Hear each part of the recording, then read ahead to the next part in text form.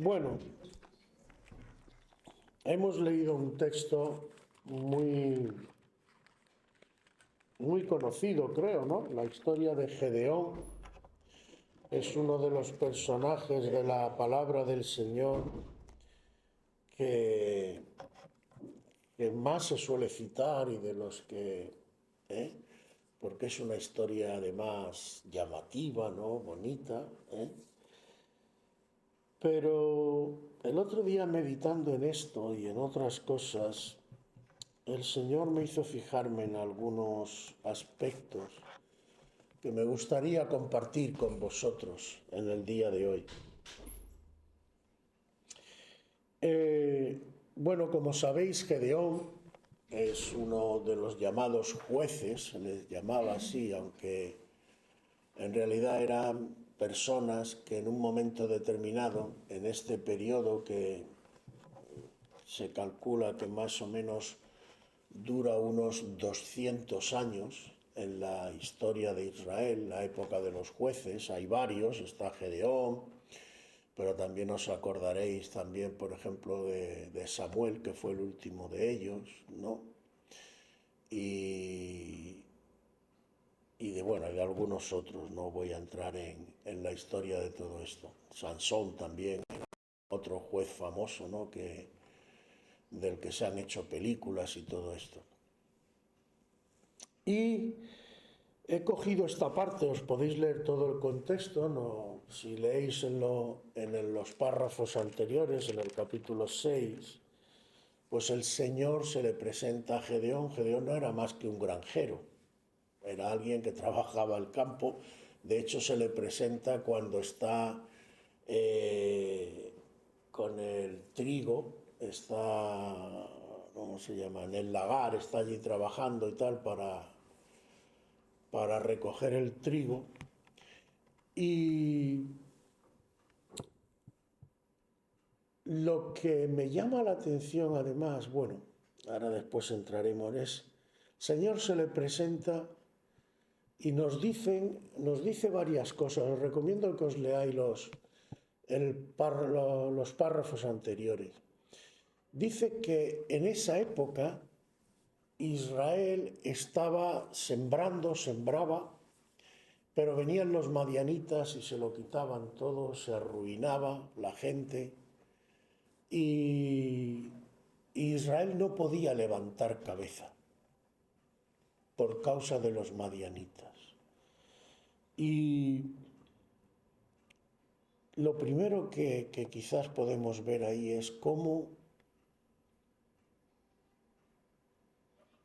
¿por qué pasa muchas veces que el pueblo de Dios no levanta cabeza? Que está como en una situación donde se está esforzando, está sembrando y tal, pero viene el enemigo y todo tu esfuerzo lo tira por tierra. Eso es una primera cosa, no voy a entrar en el tema, pero lo dejo ahí en el aire. Pero una de las causas la podemos ver, por eso digo que es interesante que os leáis todo el párrafo, porque cuando el Señor llama a Gedeón y le dice, mira, yo te voy a utilizar a ti, Gedeón se queda alucinado, porque además Gedeón no era un hombre de guerra, como digo, era un granjero, era un trabajador de la tierra, y no era un hombre de guerra que supiera manejar armas y que supiera enfrentarse. Y el Señor le dice, no, yo te voy a utilizar a ti. Y entre otras cosas, además, si lo seguís leyendo, veréis que también le dice, mira, si en verdad tú me llamas así, todo como dudoso, temeroso, tal, mira, si no te molesta, yo te voy a poner una prueba.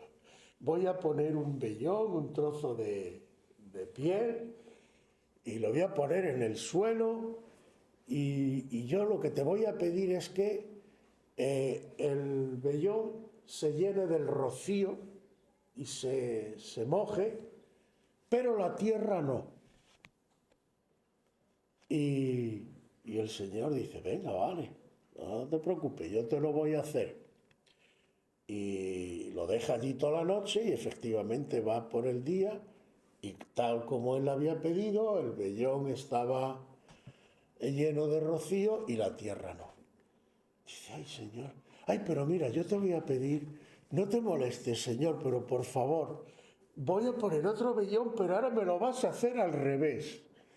Que el vellón esté seco y que la tierra esté mojada. Vale, venga, ponme el vellón. Efectivamente, le pone otra vez el vellón y esta vez ocurre al revés.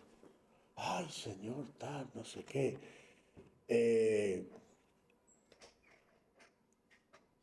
Pero el Señor le dice, después de que ya parece que la cosa está clara, que ya lo tiene más o menos claro, sí, pero antes de que hagas la misión para la que yo me he presentado a ti, te he llamado, tú vas a tener que hacer algo. Esa imagen de Baal que hay en la casa de tu padre, la tienes que tumbar y la tienes que destruir. O lo que es lo mismo, limpia primero tu casa, echa fuera los ídolos y entonces yo haré lo que tengo que hacer. Si retomo la pregunta inicial, ¿por qué muchas veces el pueblo de Dios está esforzándose y no consigue frutos y no salen las cosas y el enemigo le arrebata el fruto de su labor y de su esfuerzo? Pregúntate si hay algún Baal en tu casa que tienes que echar fuera. Aleluya. Porque, bueno, escrito está, ¿qué comunión hay entre la luz y las tinieblas? ¿Qué contacto hay entre Dios y los Baales? Baal, en el lenguaje, creo que era de los filisteos, me parece, si no recuerdo mal. Bueno, Baal significa simplemente Señor. Pero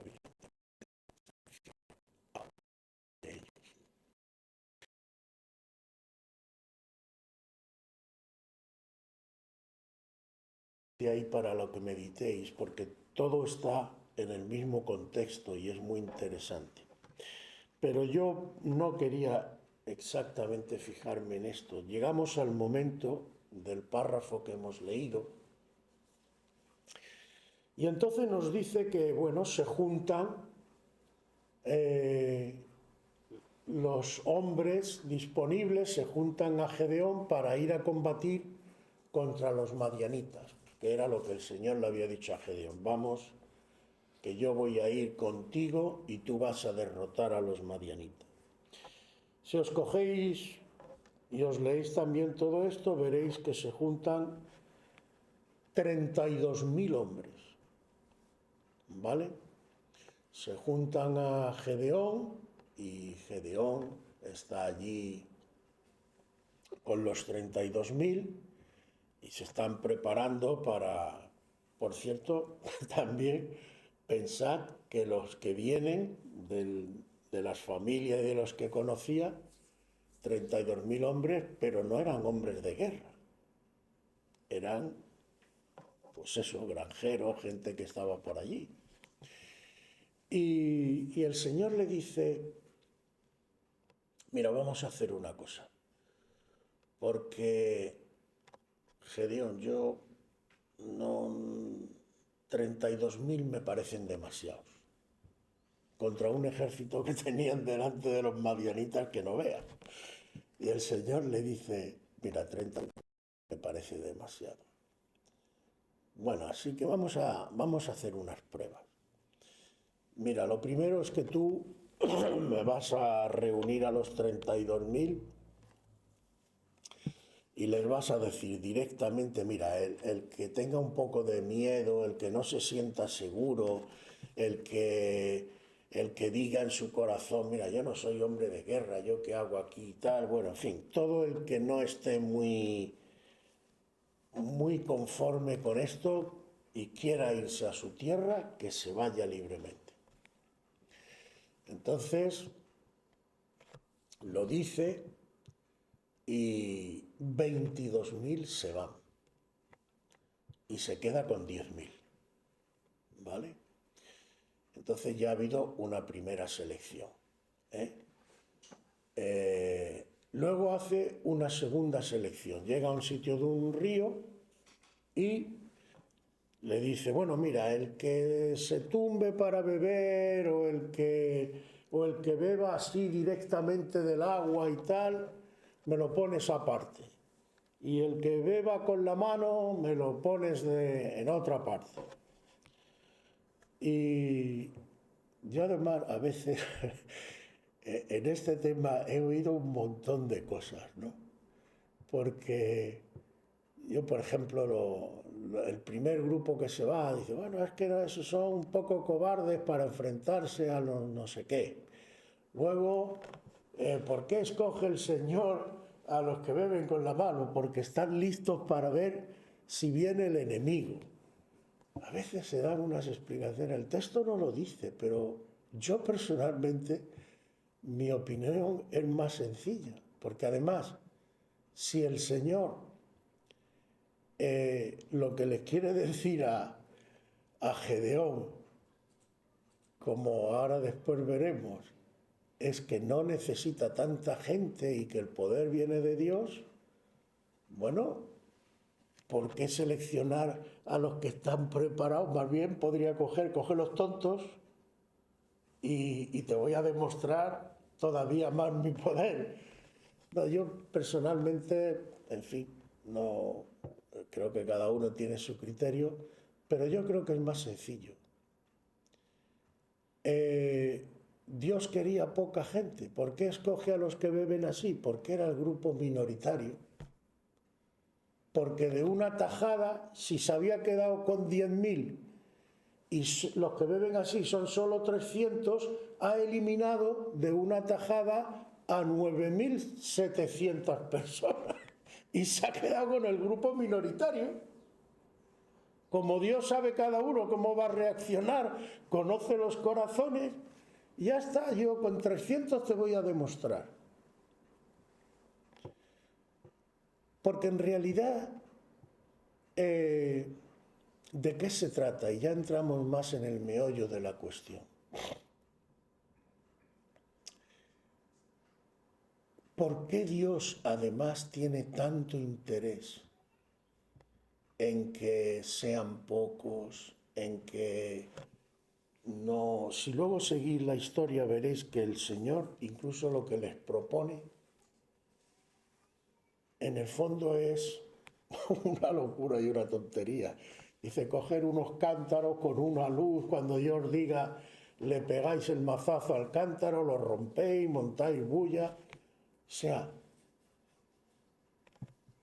no iba a hacer nada de guerra.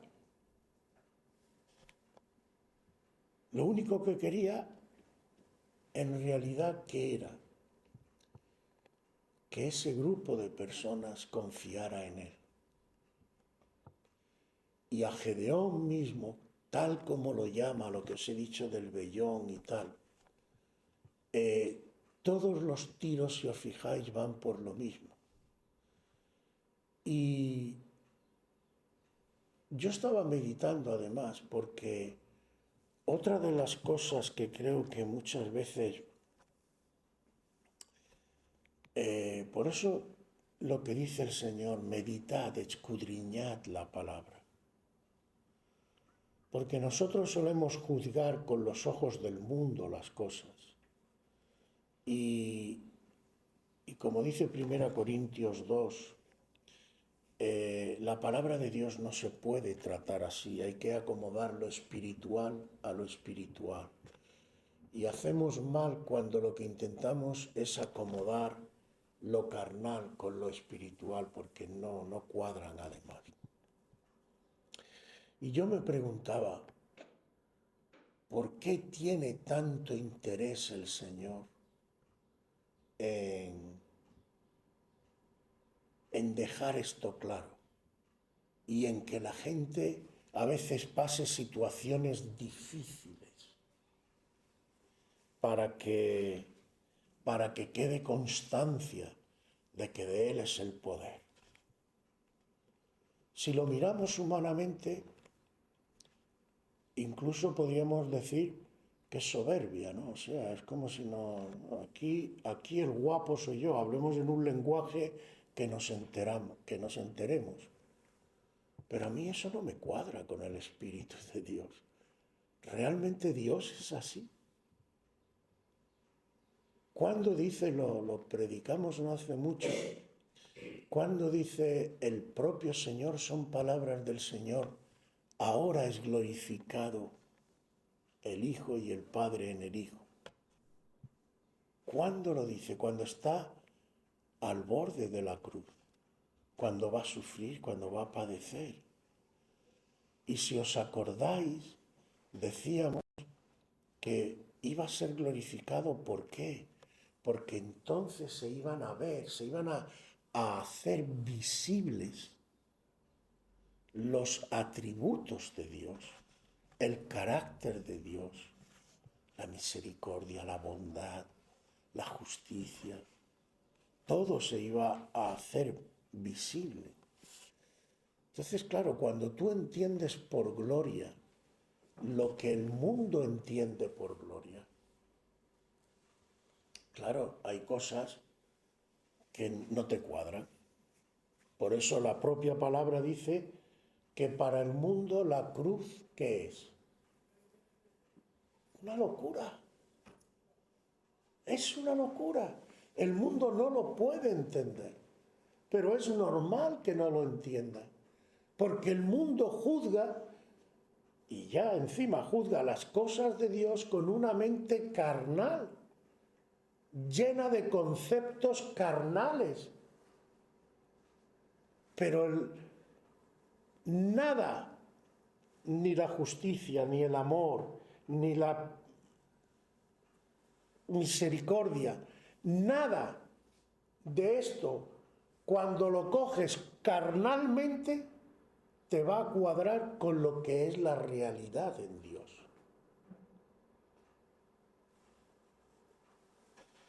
Entonces, por eso Corintios, y vemos como la palabra es clara cuando dejas que el Señor te guíe y nunca se contradice. Acomoda lo espiritual a lo espiritual. Nunca intentes acomodar, cuadrar, ajustar lo carnal a lo espiritual.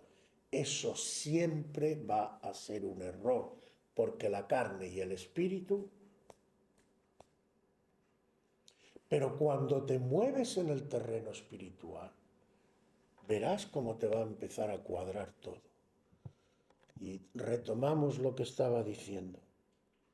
¿Por qué ese interés de Dios en resaltar que Él es el poder, que Él es el poderoso, que Él es el que te libra? ¿Por qué ese interés de Dios en a veces llevarte a un punto límite para hacerte ver que Él va a estar ahí y que no te va a dejar caer? Si descartamos por lo que acabo de decir, obviamente, que Él no busca que tú le digas, oye, es que tú eres el... Entonces, ¿qué persigue el Señor? Y meditando en esto esta semana, el Señor me ha ido poniendo por delante al menos un par de cosas importantes. Una de las cosas que más nos impiden, bueno, primero vamos a decir, hacer la voluntad de Dios o llevar una vida, digamos, más o menos ajustada a la voluntad de Dios. Primero eso, es el miedo, el temor. ¿Y por qué surge muchas veces el miedo? Porque tú te estás mirando a ti mismo y te estás analizando además con tu mente carnal. Y si añadimos además a ese miedo lo que son nuestras debilidades, ¿me entiendes? Ahí se forma una especie de mezcla que te paraliza y te deja en una situación a veces donde te impide avanzar en algo importante. Y luego hay una cosa que yo sé que no nos gusta, pero es una realidad, y que la Biblia y el Señor tienen en cuenta. A veces hay muchas cosas que, digamos, se camuflan o se diluyen en lo colectivo. Y por eso a veces a lo mejor nos animan cuando escuchamos un buen testimonio y tal. Pero Dios tiene en cuenta una cosa, es verdad que hay cosas que son colectivas, pero la propia palabra del Señor dice que Él nos llama por nombre. ¿Y esto qué quiere decir? No simplemente que sabe tu nombre y te dice fulanito o fulanita, ven para acá, no. Lo que quiere decir es que tú eres persona porque Dios es persona.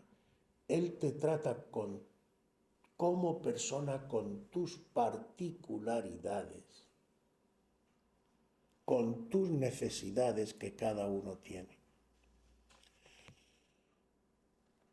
Lo que en otros sitios se dice, Dios es un Dios personal, ¿vale? Y esto parece que no, pero esto es muy importante. Porque hermanos, todos, escúchame bien que esto es muy importante, todos y cada uno de nosotros tenemos una lucha que es personal y para la que estás solo o sola si eres mujer. Y nadie va a poder librar esa lucha por ti. Y a las pruebas me remito, si no lo tienes claro, te quita a ti, por ejemplo, qué sé yo, imagínate que estás angustiado por algo, por lo que sea, cualquier cosa, por un familiar, ¿vale? Y te llega una persona cercana a ti, qué sé yo, tu marido, tu mujer, tu padre, tu madre. Te dice, no te preocupes, que tú verás que yo tengo confianza, que, bueno, sí, tú tienes confianza, yo no. Y no se te va el problema. Porque la fe, la confianza del otro, te puede servir de ejemplo. Pero si tú no la tienes, a ti no te sirve, no te soluciona el problema. Por eso Dios entra en un terreno personal. Porque Dios no quiere que tú vivas tu fe a través del otro o apoyándote en el otro. Tú tienes que tener fe por ti mismo, por ti misma. Y para que eso sea posible, Dios tiene que tratarte a ti personalmente, como trató a Gedeón. ¿Sabía Dios lo que Gedeón necesitaba? Entonces, ¿por qué Dios a veces te pone en situaciones, como decimos en español, que nos entendemos, en la que estás en el disparadero, estás en una situación muy incómoda, muy mala. ¿Por qué Dios te pone en esa situación? Porque Dios quiere que tú veas su mano de forma directa para que tú tengas la experiencia de hasta dónde Dios es capaz de llegar por ti. No que te lo expliquen, no que te lo transmitan, no, que tú lo veas. Porque Dios quiere, hermano, que tú esto lo vivas de primera mano. ¿Por qué además esto es tan importante? Pues, y este es el gran tema que el Señor me ha puesto en el corazón hoy. Y vivamos a los orígenes. ¿Cómo empieza todo? Empieza en el jardín del Edén. ¿Y qué pasa en el jardín del Edén? El Señor tenía un trato especial, una comunión con Adán. Y Adán, cuando le viene la serpiente, cuando les hace pecar, rompe esa relación. Porque Dios le había dicho, no hagas esto.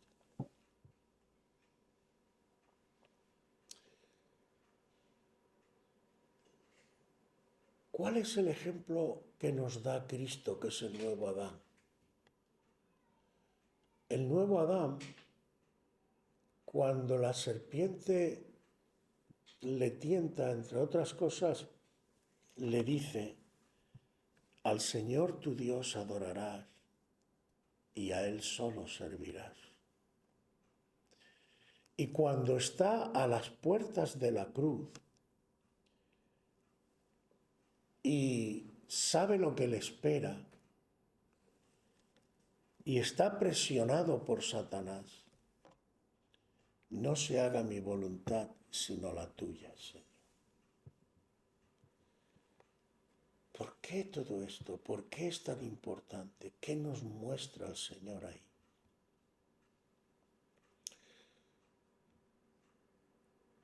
Lo que está en juego, hermanos, medítalo bien, piénsalo seriamente con el Señor. Lo que está en juego es el pacto. ¿Qué hubiera pasado si Cristo cede a la presión? Si su confianza en su Padre tuviera el más mínimo resquicio, de tal forma que dijera, bueno, yo por esto no puedo pasar, o no me atrevo a pasar. Se habría ido todo al garete. Pero Cristo, fijaos lo que está haciendo. Y además estamos hablando de Cristo en los días de su carne, en los días en que Él toma un cuerpo como uno de nosotros, se hace como uno de nosotros. Que esa es otra cosa maravillosa, porque Cristo ahora ya en el cielo no está como estaba antes. Ahora tiene un cuerpo glorificado, pero tiene un cuerpo. Y fue como uno de nosotros. Alguien dijo una vez, un siervo de Dios, que cuando la Biblia dice, hijo nos es dado, esas palabras, si yo lo creo, van más allá de lo que normalmente entendemos. El Padre nos dio al Hijo, es vuestro. Cuando la palabra del Señor habla de que el hombre y la mujer cuando se casan entran en pacto, ya no son más dos, sino uno. Ese uno es la misma palabra que utiliza para decir que la Trinidad es una. Es la misma palabra en el hebreo. ¿Por qué además la Trinidad? ¿Por qué Dios se nos manifiesta trino? Podíamos pensar también. Podía haber dicho incluso haberse el Padre quedado allí, manda al Hijo, mira tu Hijo, apaña eso, quédate ahí. ¿Por qué Él se revela como Padre, Hijo y Espíritu Santo? Bueno, porque Dios es Padre, Hijo y Espíritu Santo, es un solo Dios. Pero aparte, eso para nosotros tiene un valor y una enseñanza tremenda, hermano. El vínculo, porque además, fijaos, la única cosa, por lo menos tal como yo la entiendo, que el Señor permite dar divorcio es la infidelidad, las relaciones sexuales, que es la porneia, la palabra que se utiliza ahí, no lícitas.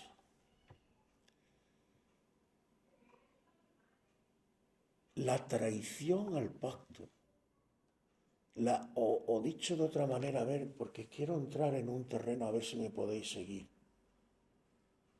La intimidad, la relación íntima de esas dos personas tienen que ser de tal calibre que puedan reflejar la gloria de la Trinidad. Y la Trinidad está en un terreno, el amor de Dios, la fidelidad de Dios y la justicia también, pero en este caso más me derivo para lo que quiero decir por el amor y la fidelidad. Es de tal calibre que no solamente Jesús es probado en la cruz, es probado el pacto, la alianza que hay entre Padre, Hijo y Espíritu Santo. Y Jesús prefirió morir antes que romper eso.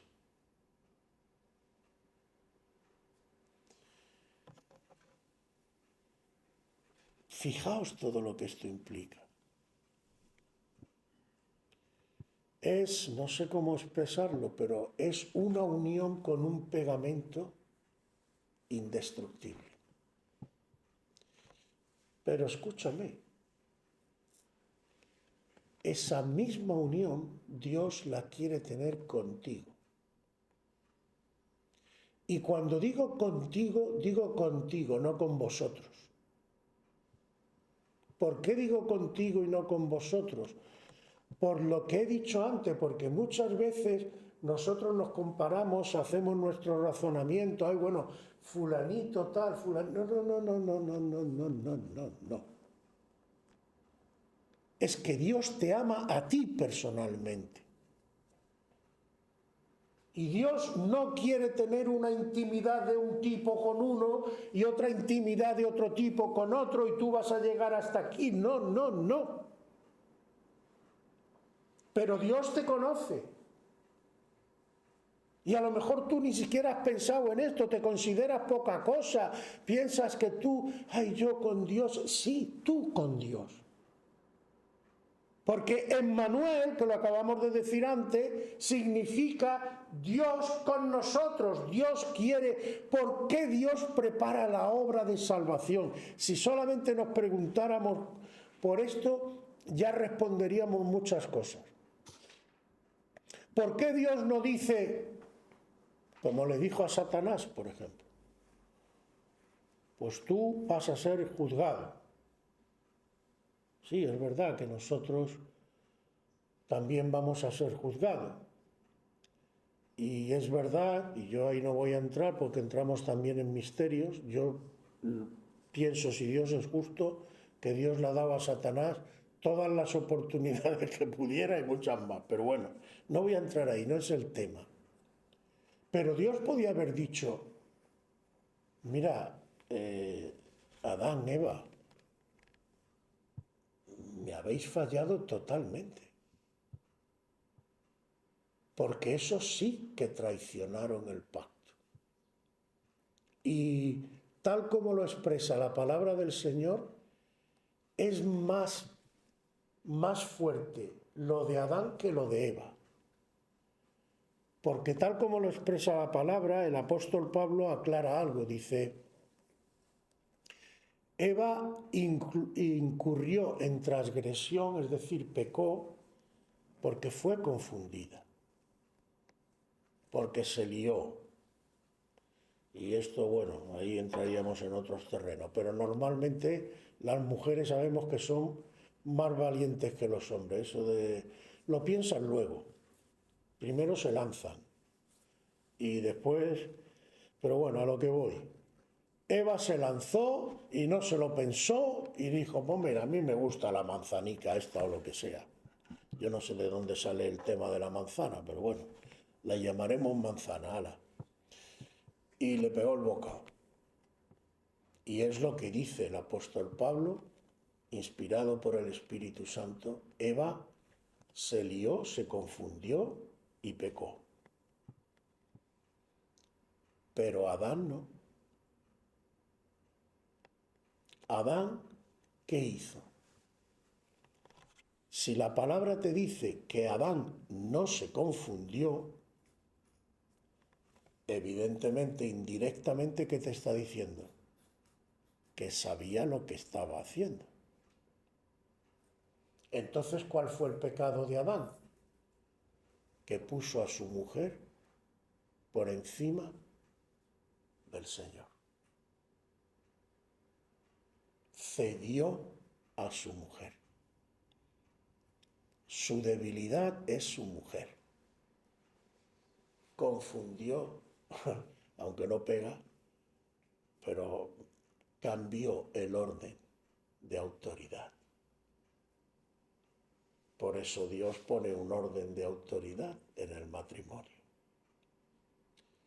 Porque el hombre, y bueno, habrá que matizar porque también hoy en día lo que pasa es que esto es para desarrollar muy largo. También se malentiende. No se trata de que tú no escuches a tu mujer. Pero ojo, varón, tú no puedes hacer caso a todo lo que tu mujer te diga. Tú tienes que coger e irte al Señor, ponerte en oración y decir, de todo lo que me ha dicho mi mujer, Señor, ¿qué pasa aquí? Es tu obligación. Y no te preocupes porque además las mujeres no son tontas. Y si ven que tú realmente te sujetas a Dios y que tú lo que buscas es la voluntad de Dios, te van a seguir. Porque además ella, si es una mujer cristiana, va a tener su comunión con Dios y el Señor le va a dar testimonio y le va a decir, hija mía, no.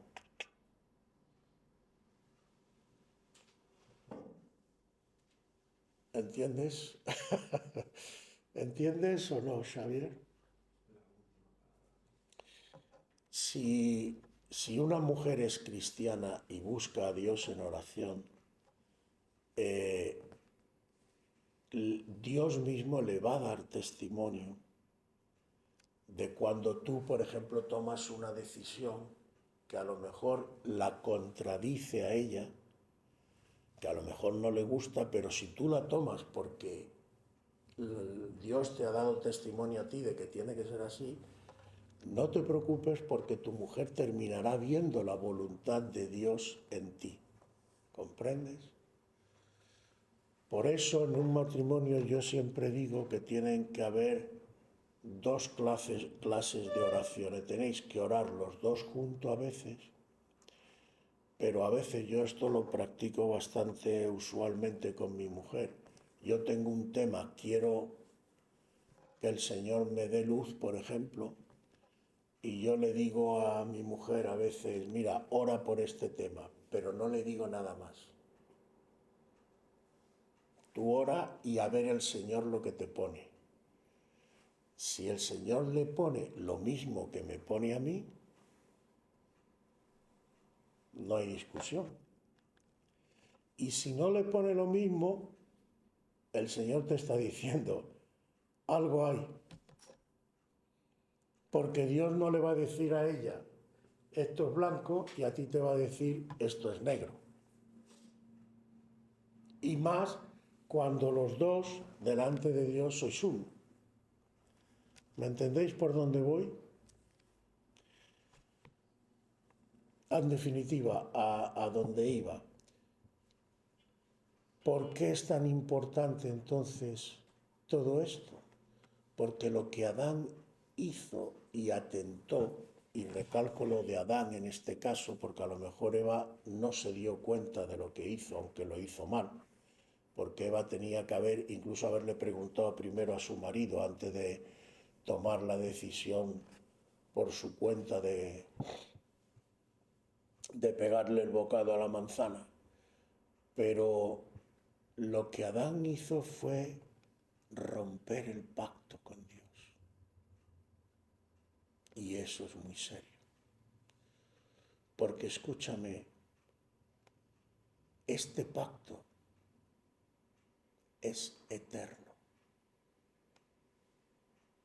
Cuando la esposa del Cordero, que es la Iglesia, se case con el, celebre las bodas, porque ya estamos comprometidos, eso es un pacto eterno,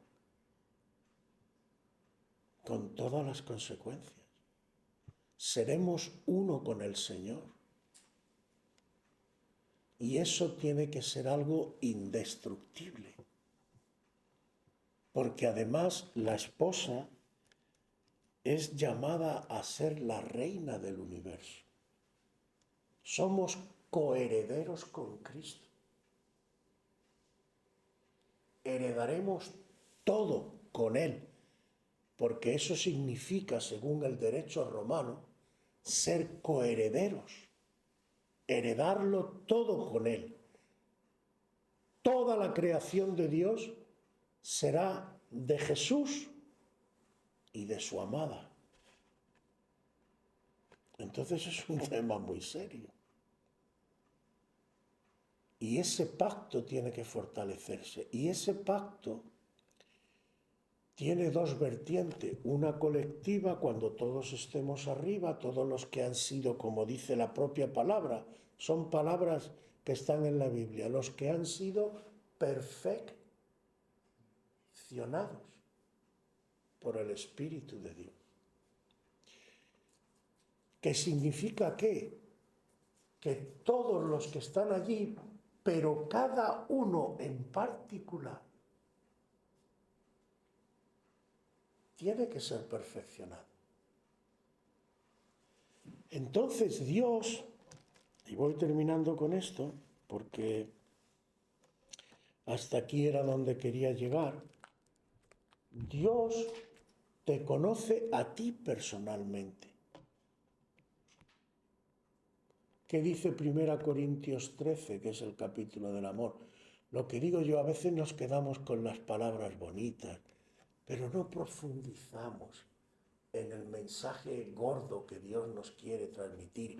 Estudia las palabras en los textos, estudia las expresiones, busca a Dios en oración, deja que el Espíritu a través de su palabra te hable.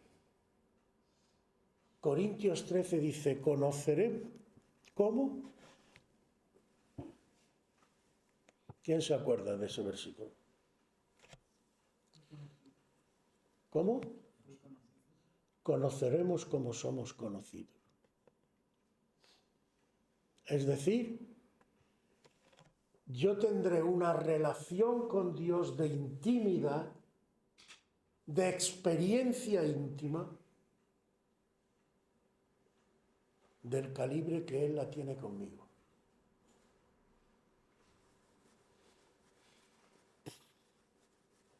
Madre mía.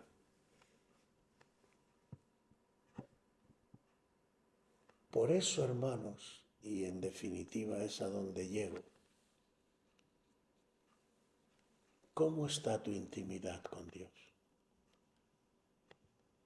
Es la clave de todo, hermano.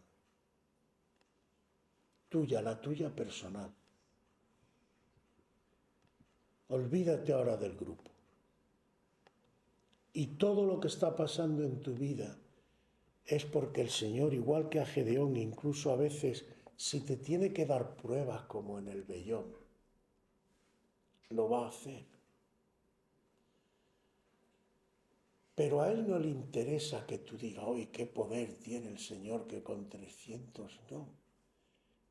Eso está hecho para su gloria, sí, pero ¿qué entendemos por gloria del Señor? Que Él está en una posición de soberbia y dice, ay, que todo el mundo... Eso es lo que quiere Satanás. Alabar y glorificar al Señor, en el fondo no es más que reconocer la verdad. Pero Él busca algo más importante. Él quiere, como le dice el apóstol Pablo a una iglesia cuando le dice, yo no busco que me deis. Lo que a mí me hace feliz es el hecho de que vosotros queráis darme, porque eso me enseña, me muestra que vuestro corazón está dispuesto a ayudar. Eso es lo que me vale. Pues el Señor nos viene a decir algo parecido. Yo quiero que tú me alabes, que tú reconozcas mi poder y que tú reconozcas esto, porque eso me muestra que realmente tu corazón está conmigo, que me valoras, que soy importante para ti. Y porque además eso me enseña hasta qué punto confías en mí, si eres capaz de quedarte con 300, con unos cantaritos y con 4 cositas, 4 chorradas, y te lanzas ahí que te pueden dar por todos los lados, pero confías en mí. Entonces, en esta mañana yo te digo, hermano, hermana, Dios quiere plena confianza para que también tengas paz. Que en estos tiempos que vives es muy importante. La gente está estresada, ansiosa, la gente va hecha polvo por la calle. Eso, de lo que casi nadie habla, eso no es de Dios.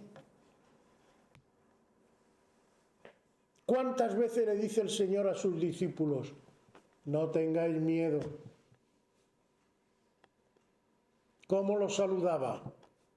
Shalom, paz a vosotros. El miedo, la ansiedad, el estrés, las preocupaciones, las cavilaciones mentales, que menudo es este. Todo eso es obra de Satanás. ¿Qué decían los siervos antiguos, los profetas? Vive el Señor en cuya... ¿Qué? En cuya presencia estoy. Yo vivo en la presencia de Dios. No a ratos, no cuando voy al culto, no, yo vivo en la presencia de Dios. Y donde está la presencia de Dios, ¿qué hay? Estrés, angustia, desasosiego.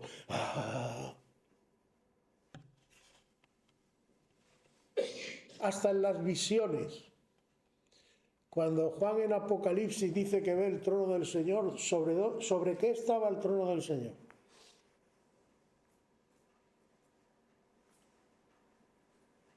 Un mar de espejo o algo así viene a decir, ¿no? Ahora yo te pregunto, ¿cómo tiene que estar un mar para que pueda ser como un espejo?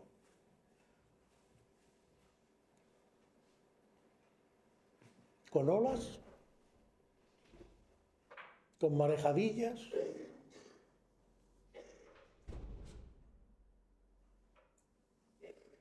Total y absoluta calma.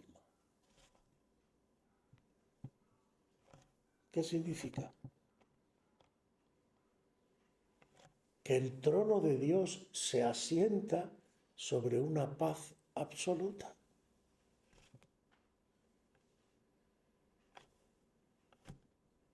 Y eso está a tu disposición. No solo que está a tu disposición, podría sacar muchos más textos. Hay uno que también lo puedes meditar. que está en Hebreos, que dice, no entrarán en mi reposo, porque hay un reposo para el pueblo de Dios. Y si os leéis todo el párrafo, aunque se refiere a descanso también aquí en la tierra, pero veréis que se da a entender que hay un reposo espiritual para el pueblo. ¿A qué se quiere referir con ese reposo espiritual? ¿Será a una paz interior? ¿Será a una calma que solo Dios te puede dar? Como dice en otro sitio, mi paz os dejo, mi paz os doy, pero yo no te la doy como el mundo te la da. Porque para que tú tengas paz, el mundo lo que persigue es que no tengas problemas. Pero yo te doy paz a pesar de los problemas. Y esto lo necesitamos todos, hermanos. Es un tema importante.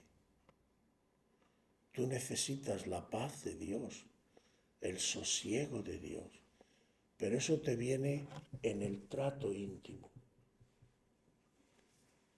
Y evidentemente para que eso crezca en ti, tienes que ganar en confianza. ¿Y cómo ganas en confianza si en ti hay temor?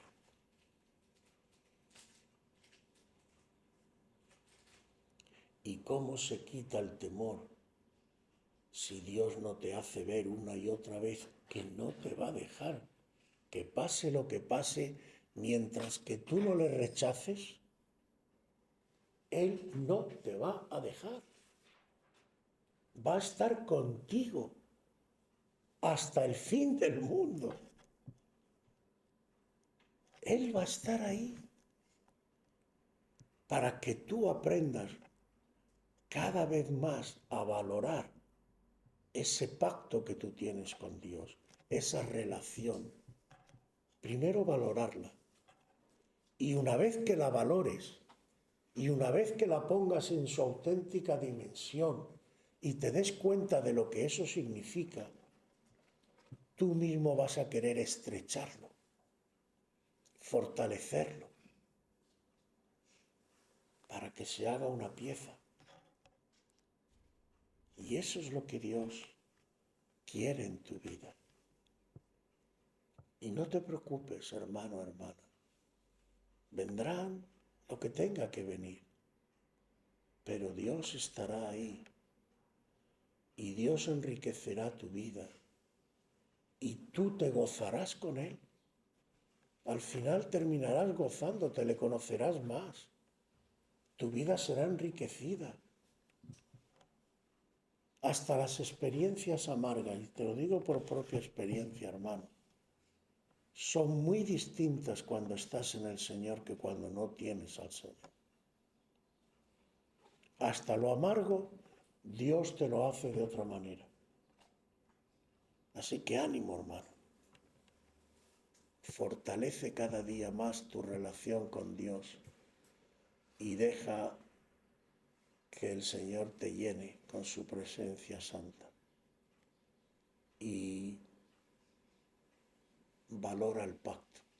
No atentes contra el pacto. Porque es clave, hermano. Solo te pido que medites, porque esto creo incluso que es más profundo de lo que... De hecho, estoy en estos días dándole vueltas a muchas cosas, pero fijaos si es importante el pacto, que la Trinidad depende de ello. Es muy serio. Esa unidad perfecta se apoya sobre ese amor en confianza que se tiene en el Padre, el Hijo y el Espíritu Santo. Y eso es un pacto indestructible, de tal manera que nunca se traicionan el uno al otro, nunca se defraudan, nunca prefieren morir, por decirlo de alguna manera que se entienda, antes que traicionar ese pacto. Y es un poco lo que Dios quiere también mostrarnos en las relaciones humanas, sobre todo con el matrimonio. sobre todo al hombre, que le dice, ama a tu mujer como Cristo amó a la Iglesia y se entregó a sí mismo por ella. El hombre tiene que estar dispuesto a sacrificarse por su mujer si es necesario. Y la mujer a respetar y a valorar a su marido de tal forma que no pueda haber otro hombre en su vida, nada más que su marido. Esa es la voluntad de Dios. Y a ello tenemos que ajustarnos, amén. Pero hoy no quiero tanto hacer énfasis en lo... Y termino, no quiero alargarme demasiado, pero no quiero hacer énfasis en la parte o los aspectos negativos, sino en la fuerza que esto nos va a dar, en lo particular. Yo, hermano, sinceramente vuelvo a decir, he estado meditando y sigo meditando, pero yo creo que aquí hay un fondo que merece la pena profundizar en ello. Hasta ahora no me había fijado yo en todo lo que esto significa, pero esto tiene tela. Esto es muy profundo y tenemos ahí mucho que coger al Señor y preguntarle y averiguar, y Dios nos tiene que revelar cosas que lo hará. Así que ánimo, fortalécete en el Señor, búscale en intimidad y Él te revelará cosas. Y nunca digas, al contrario, manda a Satanás a freír espárragos, como se suele decir, pero nunca dejes que Satanás te susurre al oído, tú no vales nada o vales poco. Tú eres tan valioso para Dios que ha muerto por ti. Así que Dios te ama con amor eterno. Y ha estado dispuesto a ese sacrificio. Dios valora tanto, medítalo. Dios valora tanto la relación que quiere tener contigo de intimidad que ha estado dispuesto a eso.